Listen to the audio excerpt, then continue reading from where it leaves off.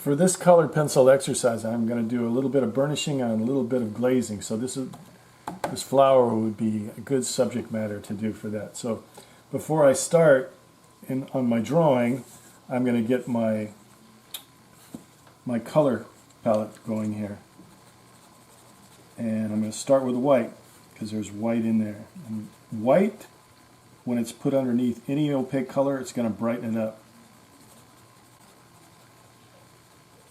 So yellows, oranges, pinks, any kind of bright color like that, it'll be even brighter if I put some white underneath it. So for instance, this is what this pink, that was white, this is pink, just pink. And that's pink right there. And with white underneath, it looks like this. So you can see that it's already brighter. Okay, so those are the colors that I'm going to use for the brightest colors in here. Okay, so from lighter to darker, my next red will probably be, I'm putting these colors down, that doesn't mean I'm going to use all of them, but I'm going to use most of them probably. So I've got, this is magenta, on just gray paper, no marker underneath yet. Okay, so this is what pink will look like on top of magenta. And it's burnishing it a little bit. Okay, and then my next one, now may not use this one because I just used magenta. Let's see what processed red looks like. Processed red is nice too. It's a little bit more purple.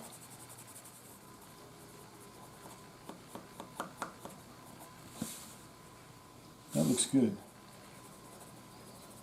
Okay, and then in my darker values, I've got two other colors. I've got a mulberry, which is a purplish red. And, you know, I don't think I'm going to use that. I've got a dark purple.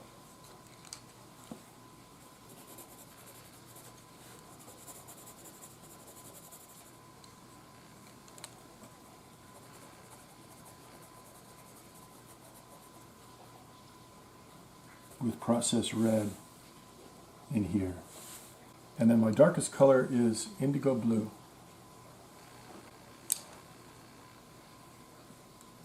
And I'll use indigo blue in these darkest areas.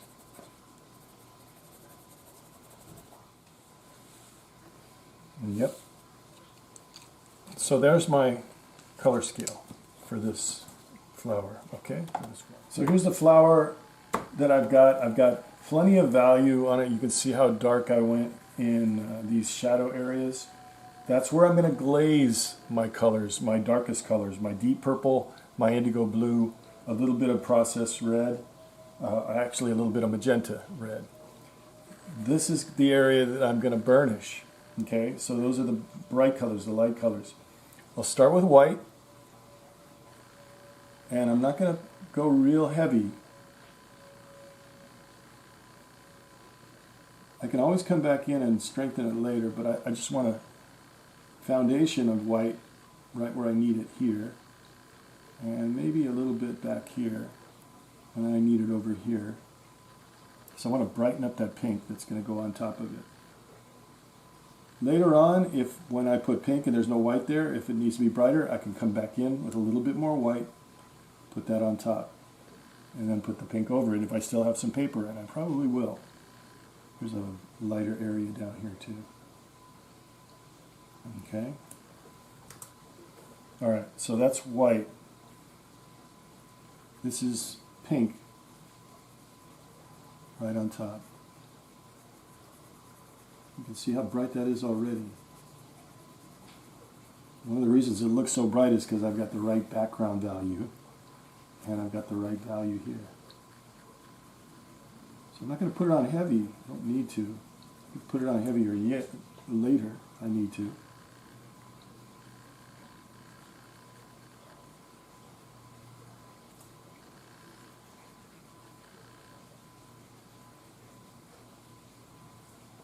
Okay. So my next color, process red.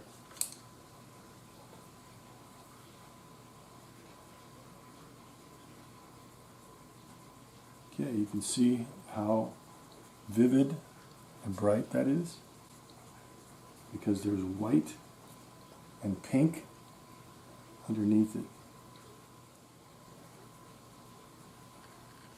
Now when I put it on top of value, darker value, it scales back.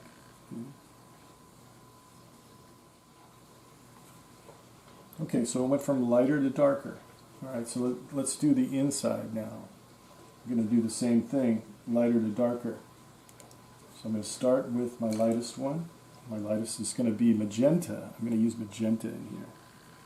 Let's see what magenta looks like all by itself. Then I've got dark purple.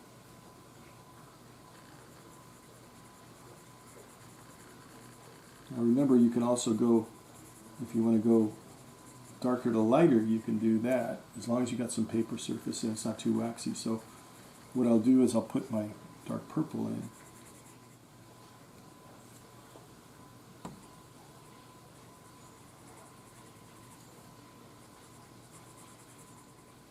Brighten it up just a little bit. I'm going back and forth. Got plenty of paper surface.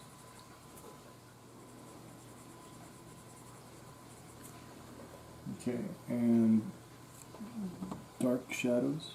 Again, back to purple, dark purple.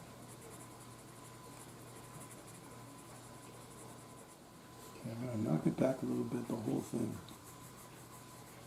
Just going to glaze the dark purple over it. Okay, let's get back into the flower. So I need process red for that.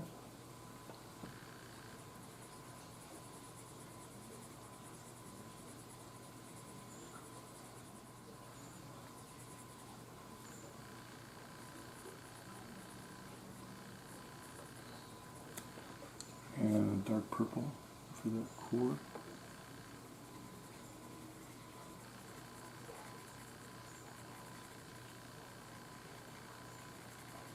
If it gets too bright, well, I'm going to try the indigo blue over it. It's not bad. I mean, I could live with it, but you could do indigo blue. You could also do a little dark umber there, just to neutralize it. Let's try a little bit of indigo blue. It's pretty dark. It's nice. Dark purple. It's push and pull.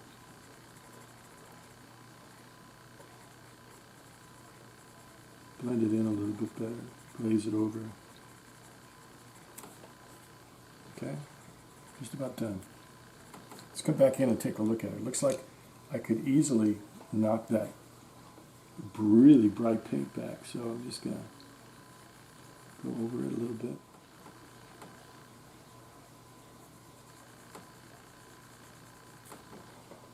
Okay.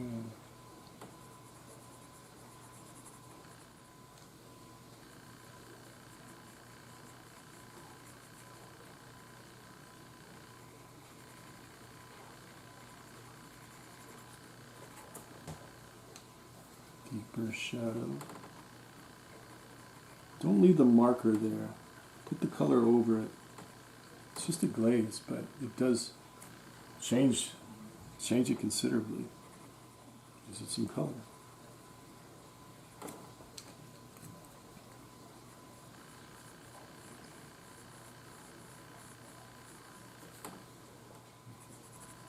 So I think you get the idea.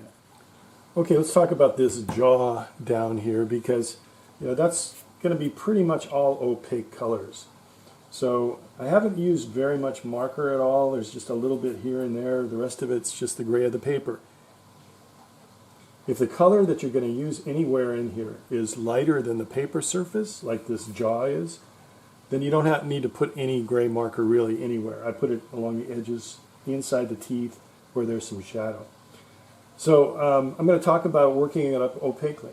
All right, so I have a choice here. I don't want to start with white. White's my brightest color, but I want to finish with white.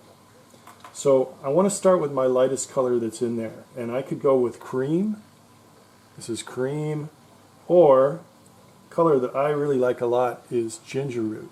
It's sort of a warmer, it's a warmer brownish, light color. How would you describe it? Ginger root. People will know what ginger root looks like. So I'm going to start with ginger root. I could do cream, but I'm going to do ginger root. So I'm going to put that lightly everywhere. And I really mean very lightly. I'm not going to push down at all. You can see that gray paper coming through pretty well, but I'm going to be what's called burnishing later, pushing down a little harder just to get brighter colors. But for now, I don't want to go any brighter than that. Circular strokes, again, they work best here and in a lot of areas. Still working with my first layer color, ginger root. Two other colors that I want to use in right on top of the ginger root, because they're reflected colors from the book. I tested it out a little bit and they look pretty good. It's light peach and peach, just a little bit. So that's it for the light peach on top of the ginger root. Now I've got a peach. Seems to work pretty well if I use light peach. So I'm going to bring a little bit of that color in. And I've got a little bit of reflected color from the book in the shadow, the deepest shadow areas. So after I put that in, I'll find a good orange. Also picks up a little bit of the color, reflected light of the back of the teeth. I've got a nice color here. I think it's going to work really well. It's burnt ochre, and there's going to be burnt ochre in these pages of the book, so I definitely want to use some of it to bring this color and light up from the reflected color of the page. And that's about what I want. Nothing more than that. And it's great because then I can use it. I'm using it in here sparingly.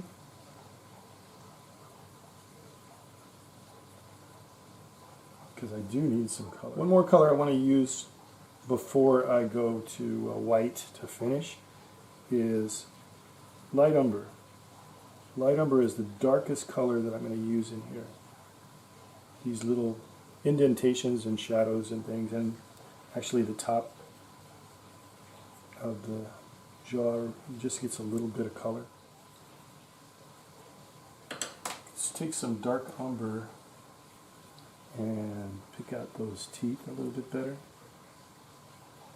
They're deep in shadow, so you can barely see them. Hit some edges.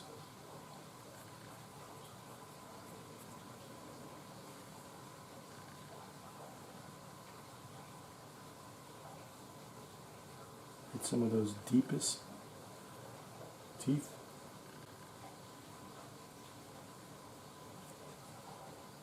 And let's finish with white. Okay, I'm going to work up to it.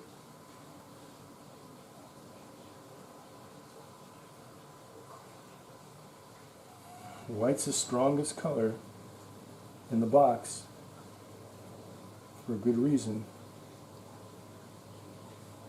It's very opaque.